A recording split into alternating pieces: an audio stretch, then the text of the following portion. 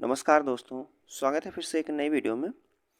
दोस्तों, आज की इस वीडियो में हम देखेंगे कि अंकित भाटी सर की जो हिंदी की बुक आई है यूपी पुलिस कांस्टेबल के लिए, और उसमें का टॉपिक हमने उठाया है संज्ञा। ठीक है, क्योंकि इस पे पहले हमने जो है एक टॉपिक अपलोड कर दिया है जिसका नाम है समाज। समाज के वीडियो अपलोड कर दिए गए हैं। अगर आप उसको नहीं देखे हैं तो आपको डिस्क्रिप्शन में लिंक मिल जाएगा, आप वहाँ से जाके देख सकते हैं। और आज का जो हमारा टॉपिक रहेगा वह संज्ञा का रहेगा। ठीक है दोस्तों, संज्ञा के प्रश्न हम देखेंगे, कितने जो दिए गए हैं उसको हम सॉल्व करेंगे। ठीक है, तो चलिए आज का पहला प्रश्न पूछा गया है कि निम्नलिखित में से कौन सा भाववाचक संज्ञा है। भाववाचक संज्ञा किसमें है दोस्तों? भारत में है, लड़का में है, मित्रता में है, पेड़ में है। तो आप कहेंगे भाववाचक संज्ञा जो होती है सिर्फ महसूस किया जाता है, जैसे मुझे दुख है, मुझे दर्द है, वह मेरा मित्र है, बचपन, बुढ़ापा, ये सब में जो है संज्ञा जो है भाववाचक होती है।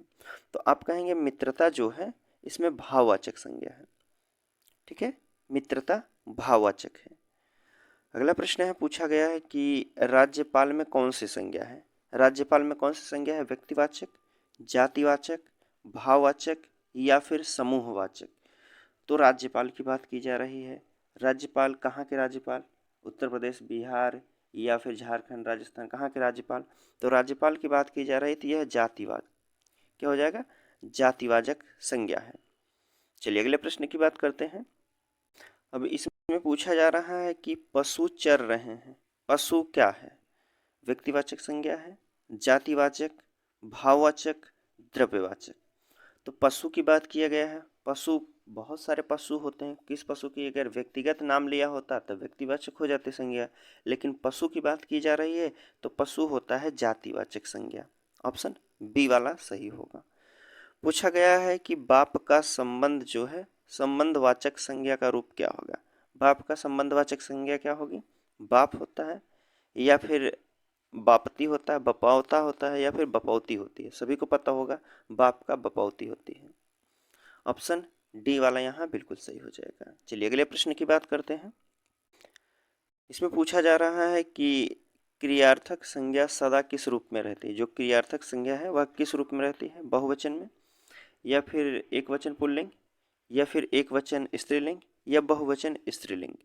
तो आप कहेंगे यह संख्या हमेशा जो होती है, तो क्रियार्थक संज्ञा जो होती है हमेशा वह एक वचन पुल्लिंग में होती है। तो आप कहेंगे ऑप्शन बी वाला यहाँ बिल्कुल सही हो जाएगा। ठीक है, चलिए अगला प्रश्न आपसे पूछा गया है कि निम्नलिखित में से कौन सा शब्द समूहवाचक संज्ञा नहीं है। संज्ञा नहीं है पूछा जा रहा है। सभा, कक्षा, भीड़, दौड़। इसमें समूहवाचक संज्ञा नहीं है। सभा कहा जाता है जब कई लोग इकट्ठा होंगे, सभा करेंगे, तभी हो जाएगा समूहवाचक। कक्षा, कक्षा में कई लोग बैठते हैं एक ही साथ, वह भी समूहवाचक हो जाएगा। भीड़ जो होता है कई लोग इकट्ठा होते हैं तभी भीड़ कहा जाता है, तो भीड़ भी आपका समूहवाचक है।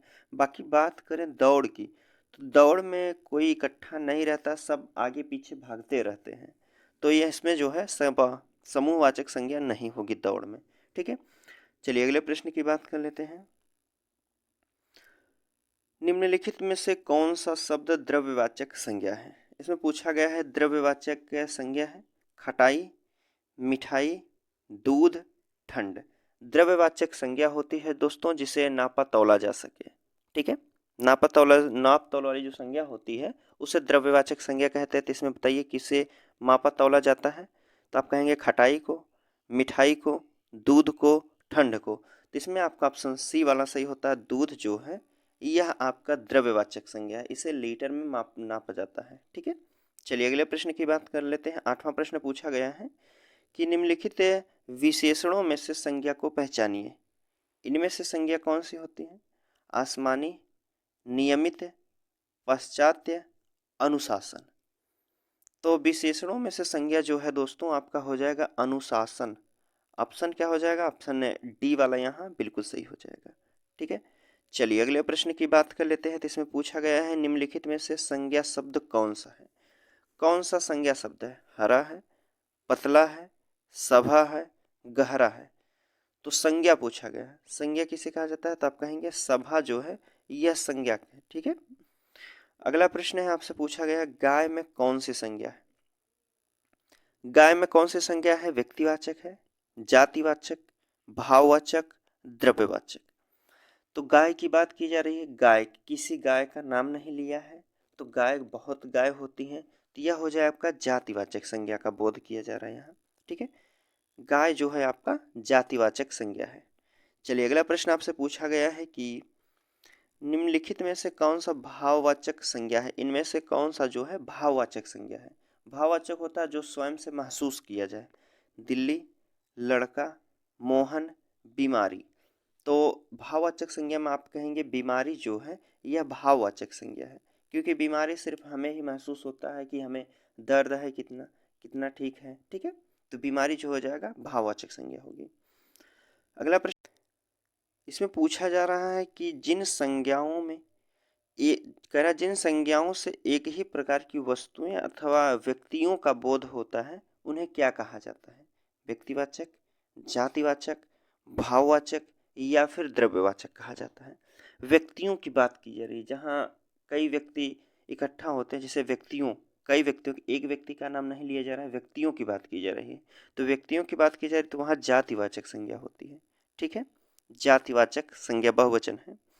अगला प्रश्न पूछा गया, इसमें मिलान करना है दोस्तों, संज्ञा और उसके भेद से मिलान करना है। अब दे दिया है आपको जुलाई। जुलाई क्या है? तो आप कहेंगे जुलाई एक महीने की बात की जा रही है, व्यक्तिवाचक बात की जा रही है, तो आप कहेंगे जुलाई जो है व्यक्तिवाचक संज्ञा है। मैना, मैना क्या हो जाएगा? मैना आप कहेंगे जातिवाचक संज्ञा है। कुंज की बात करते हैं, कुंज, कुंज जिसे चाबी कहा जाता है, तो उसे चाबी जो है हमेशा गुच्छे में रहती है, तो समूहवाचक होता है। पानी जो होता है मापा तौला जाता है, द्रव्यवाचक हो जाएगा। तो पहले का पहला, दूसरे का दूसरा, पहले का पहला, दूसरे का दूसरा केवल ऑप्शन डी में दिखाई दे रहा था, आपका डी वाला यहाँ बिल्कुल सही होगा। चलिए अगले प्रश्न की बात करते हैं। पूछा गया है कि समुद्रगुप्त जो है भारत का नेपोलियन था, यहाँ नेपोलियन किस प्रकार की संज्ञा है? नेपोलियन में पूछा गया है कौन सी संज्ञा है?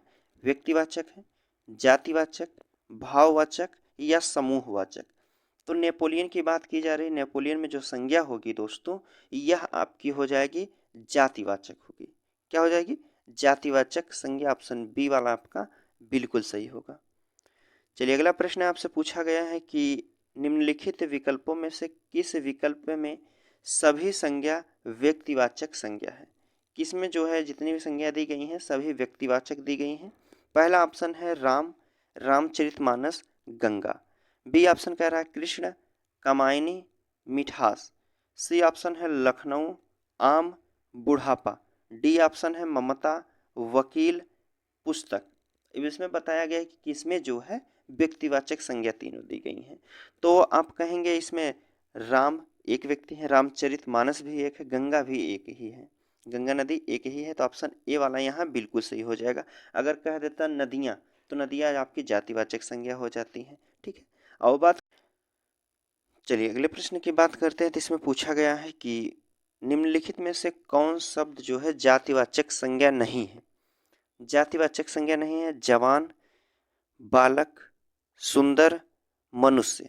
इसमें जातिवाचक संज्ञा कौन से नहीं हो जाएगी? तो आप कहेंगे सुंदर जो है यह जातिवाचक संज्ञा नहीं है, यह भाववाचक संज्ञा हो जाएगी। ठीक है, चलिए अगला प्रश्न आपसे पूछा गया है, लड़का दौड़ता है, लड़का दौड़ता है, इस वाक्य में लड़का किस संज्ञा का उदाहरण है? लड़का जो है किस संज्ञा का उदाहरण है? व्यक्तिवाचक का है, जातिवाचक का, भाववाचक या फिर समूहवाचक? तो आप कहेंगे लड़के की बात की जा रही है, तो लड़का जो होता है जातिवाचक संज्ञा होती है। ऑप्शन बी वाला यहाँ बिल्कुल सही होगा। अगला प्रश्न है, बुढ़ापा में किस प्रकार का संज्ञा है, यह हमसे पूछा गया है। बुढ़ापा में बताइए, जातिवाचक है, भाववाचक, व्यक्तिवाचक, समूहवाचक? तो आप कहेंगे बुढ़ापा की बात की जा रही है, बुढ़ापा जो है भाववाचक संज्ञा है। अगला प्रश्न है, पूछा गया है गरीबों की सहायता करो, गरीब शब्द क्या है? गरीबों की सहायता करो, इसमें गरीब जो शब्द है वह क्या है? विशेषण है, विशेष्य है, जातिवाचक संज्ञा है या फिर भाववाचक संज्ञा है? तो आप कहेंगे गरीब जो होता है यह जातिवाचक संज्ञा होती है। व्यक्तिवाचक जो है व्यक्तिगत नहीं बताया कि कौन व्यक्ति गरीब है, सिर्फ गरीब की बात की जाए तो वह जो है आपका जातिवाचक संज्ञा होती है। कह रहा है कि हे राम तुम कहाँ हो, इस वाक्य में कौन सा कारक है। इसमें विस्मयादि बोधक भी लगाया गया है, तो कैसा क्या होता है, तो आप कहेंगे संबोधन किया जा रहा है। ऑप्शन क्या हो जाएगा, सी वाला यहाँ आपका बिल्कुल सही हो जाएगा। जहाँ विस्मयादि बोधक लगा रहता है, जो यह चिन्ह है बीच का, वहाँ हमेशा जो है आपका संबोधन ही होता है। चलिए अगला प्रश्न पूछ लिया है आपसे कि बाजार में किस संज्ञा का बोध होता है। बाजार जो है उसमें किस संज्ञा का बोध होता है, भाववाचक, समूहवाचक, जातिवाचक या फिर व्यक्तिवाचक। तो आप कहेंगे बाजार पूछा गया है, तो बाजार में जो होता है संज्ञा, यह समूहवाचक संज्ञा होती है। ऑप्शन क्या हो जाएगा, बी वाला यहाँ सही होगा। ठीक है, चलिए अगले प्रश्न की बात कर लेते हैं। इसमें पूछा जा रहा है कि ठठेरा शब्द का लिंग परिवर्तित कीजिए। ठठेरा शब्द पुल्लिंग दिया गया है, इसका जो है स्त्रीलिंग क्या शब्द होगा। ठठेरी होता है, ठठारी होता है, ठठेरिन होता है या ठठेरनी होता है। तो आप कहेंगे ठठेरा का जो स्त्रीलिंग हो जाएगा ठठेरिन होता है। ऑप्शन सी वाला यहाँ बिल्कुल सही होगा। इसमें पूछा गया है कि खूंटी शब्द का बहुवचन बताइए। खूंटी शब्द का बहुवचन क्या हो जाएगा, खूंटिया हो जाएगा, खूटियों हो जाएगा, खूटियां होता है या फिर खूटियों होता है। तो खूंटी शब्द का बहुवचन पूछा जा रहा है, तो आप कहेंगे खूटियां होता है। ऑप्शन क्या हो जाएगा, ए वाला यहाँ बिल्कुल सही होगा। ठीक है, आज का लास्ट प्रश्न है दोस्तों, रमा विद्यालय से घर जाती है, कारक कौन सा है। विद्यालय से घर जाती है, से लगा है दोस्तों, तो आप कहेंगे कौन सा कारक है। से किसे दर्शाता है, तो अलगाव को दर्शाता है। तो रमा जो है विद्यालय से घर जा रही है, अर्थात दूरी बनाती जा रही है। तो आप कहेंगे ऑप्शन ए वाला यहाँ बिल्कुल सही हो जाएगा, अपादान। ठीक है दोस्तों, आज का प्रश्न यहीं समाप्त करते हैं। मिलते हैं आपसे अगले वीडियो में, तब तक के लिए धन्यवाद दोस्तों।